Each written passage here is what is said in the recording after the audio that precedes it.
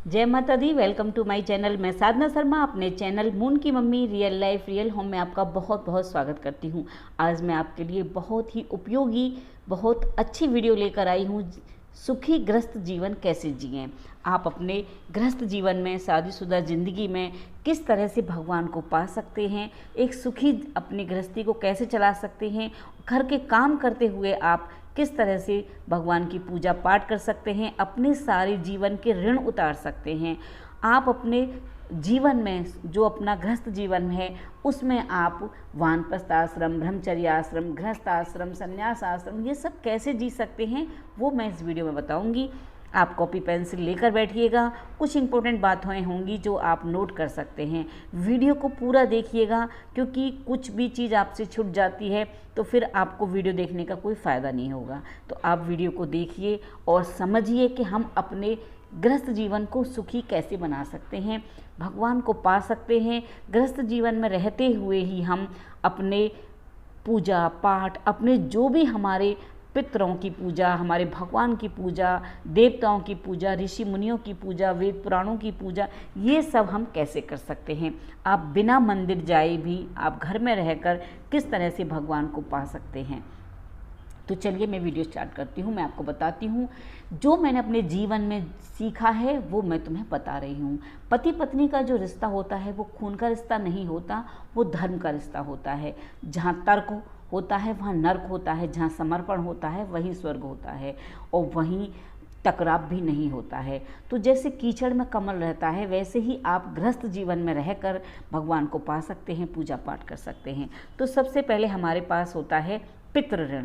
हम अपने पितृ ऋण को कैसे जिएं, अपने जीवन को सुखी बना सकते हैं। जैसे हमारे बुजुर्ग हैं, मरने के बाद हम उनका श्राद्ध करते हैं, पिंड दान करते हैं, हम ब्राह्मण ब्राह्मणियों को भोजन कराते हैं, दान करते हैं, वस्त्र दान करते हैं, तो हमारा पितृ ऋण उतर जाता है। उनके निमित्त हम जो भी दान करते हैं पितृ ऋण हमारा उतर जाता है। कभी कभी अचानक हमारे बच्चों को हमको कोई सुख प्राप्त होता है, कोई चीज़ प्राप्त हो जाती है, जीवन में खुशियाँ आ जाती हैं, वह हमारे पितरों के कारण हम वस्त्र जल भोजन जो भी हम दान करते हैं उनकी मुक्ति के लिए, उससे हमें सुख मिलता है। तो हमें समय समय पर दान करते रहना चाहिए। संतान पैदा करके भी हम अपने पितरों का ऋण उतारते हैं।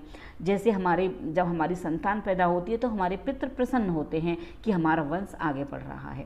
तो इस तरह से आप अपने गृहस्थ जीवन में दान पुण्य करके, अमावस्या की पूजा करके, आप सीधा निकाल करके अपने पितरों के निमित्त कोई भोजन, गाय को रोटी, कुछ भी निकालते हैं तो वो हमारा पितृ ऋण उतर जाता है। ये हम गृहस्थ जीवन में ही कर सकते हैं। दूसरा होता है देव ऋण। सूर्य, चंद्रमा, पृथ्वी, आकाश, तारे जो हमें ये सुविधा देते हैं हम इनका ऋण भी उतारते हैं। गृहस्थ जीवन में रहकर ही पूजा पाठ करके, भागवत कथा सुनकर, यज्ञ हवन करके, समय समय पर हमें ये जो अपने आप टीवी में देख सकते हैं, आप मोबाइल में, लैपटॉप में, कंप्यूटर में सुन सकते हैं, घर के काम करते करते आप भगवान का नाम ले सकते हैं। इस तरह से हमारे देव ऋण उतर जाते हैं। आप भगवान के निमित्त कोई भी पूजा पाठ करते हैं, किताबों का दान करते हैं, तो ये सब से हमारा ऋण उतर जाता है। अब आता है ऋषि ऋण। तो हमारे जो ऋषि हैं उन्होंने हमारे लिए ग्रंथ लिखे हैं, पुराण लिखे हैं, मंत्रों को जागृत किया है, हमें शिक्षाएं दी हैं। तो मनुष्य का जो जीवन होता है वो सरल बनाया है हमारे ऋषि मुनियों ने। तो हमें बहुत अच्छी अच्छी चीज़ें सिखाई हैं जो हम अपनी किताबें पूजा पाठ की पढ़ते हैं, करते हैं। तो उनसे हमें भागवत का पाठ करते हैं, कथा करते हैं, राम कथा सुनते हैं, रामायण, सुंदरकांड, सत्यनारायण भगवान की कथा करते हैं। तो ये सब हमारे ऋषियों से हमें मिली है। हम संतों की महिमा का गुणगान करना चाहिए, हमें वेद पुराणों का दान करना चाहिए, पुस्तकों का हमें, ग्रंथों का हमें पढ़ना चाहिए। जैसे जब भी समय मिले आप सुंदरकांड का पाठ करिए, राम कथा पढ़िए, रामायण पढ़िए। तो इन सब से हमें जो होता है हमारा ऋषियों का ऋण उतर जाता है और ये हम अपने गृहस्थ जीवन में करके कर सकते हैं। अब आता है भूत ऋण। हम वनस्पतियों को, पेड़ पौधों को लगाकर पृथ्वी का श्रृंगार करते हैं, हम भूत ऋण से मुक्ति मिलती है। जैसे कि हम ये समी का पौधा आप देख रहे हैं, जैसे कि हम सड़क किनारे, स्कूलों में, पार्कों में, मंदिरों में, अपने घर में, कहीं भी हम जो पेड़ पौधे लगाते हैं, क्योंकि हमें क्या होता है वनस्पतियों से हमें फूल फल मिलते हैं जो हम भगवान को चढ़ाते हैं।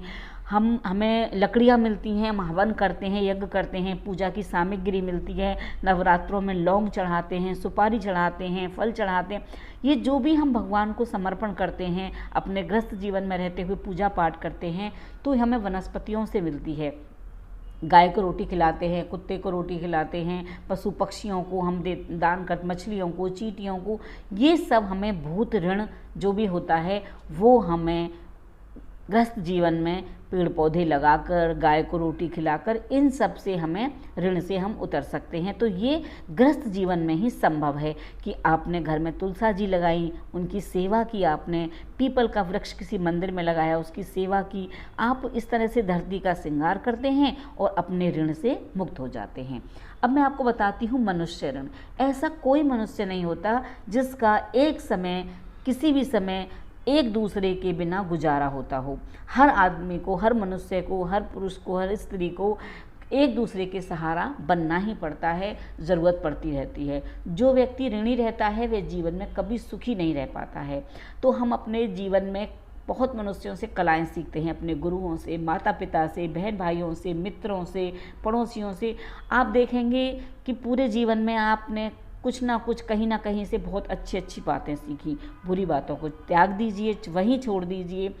कभी भी किसी को गलत राह मत दीजिए, गलत सलाह मत दीजिए, किसी को बुरी एडवाइस, गलत एडवाइस नहीं देनी चाहिए। तो ये जो होता है ये मनुष्य का ऋण होता है। जब हम धर्मशालाएं, कुएं, नल, ये सब हम मंदिरों में, इनमें पंखे लगवाते हैं, बनवाते हैं, सुविधाएं देते हैं मनुष्यों को, उनका ध्यान रखते हैं, तो हमें मनुष्य ऋण से मुक्ति मिलती है। हम घर में प्रसाद बनाकर भगवान को भोग लगाते हैं, वही प्रसाद हम अपने पड़ोसियों में, मित्रों में, गरीबों में बांट देते हैं, तो ये हमें ऋण से मुक्ति मिलती है।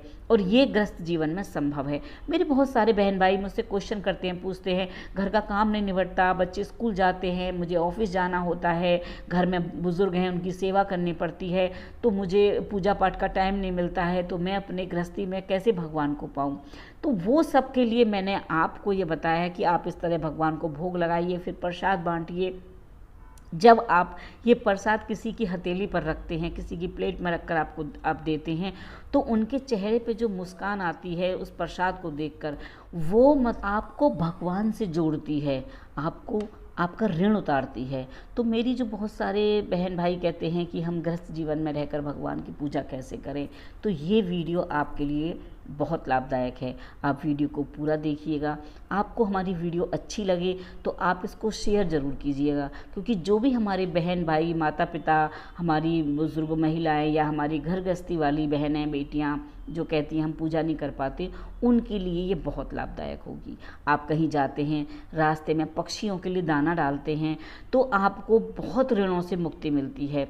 आप कहीं मंदिरों में पूजा पाठ करवा देते हैं, प्रसाद चढ़ा देते हैं, भगवान की पोशाक चढ़ा देते हैं, फूल माला चढ़ा देते हैं। कभी कभी कहीं मंदिरों में पेंट हो रहा है पूजा पाठ के लिए कुछ, तो आप वहाँ कुछ उनके निमित्त कुछ दान कर देते हैं, तो भगवान समझ लीजिए कि आपने गृहस्थ जीवन में भगवान को पा लिया। तो आपको घंटों घंटों माला का जाप करने की या घंटों घंटों तीर्थ यात्राएं करने की, समय निकाल के जाने की ज़रूरत नहीं पड़ेगी।